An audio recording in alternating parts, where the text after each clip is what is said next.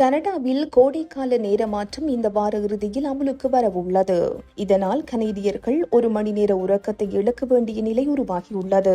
பெரும்பாலான மாகாணங்களில் மார்ச் 8ஆம் தேதி ஞாயிற்றுக்கிழமை அதிகாலை 2 மணிக்கு கடிகாரங்கள் 1 மணி நேரம் முன்னோக்கி மாற்றப்படுகின்றன.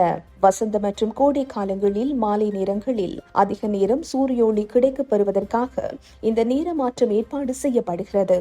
தானியங்கி நேர அமைப்புடன் இருக்கும் ஸ்மார்ட் போன்களில் நேரம் தானாக மாற்றப்படும்.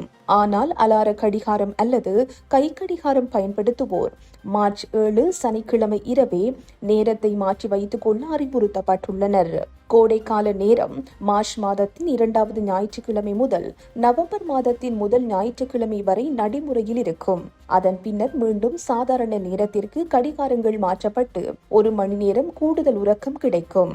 தற்போது யூகோன், சஸ்காட்ச்வான் மாகாணத்தின் பெரும்பாலான பகுதிகள் மற்றும் ஒன்டாரியோ, கியூபெக், நுனாவுட் ஆகிய மாகாணங்களின் சில பகுதிகள் நேர மாற்றத்தை பின்பற்றவில்லை என்பது குறிப்பிடத்தக்கது.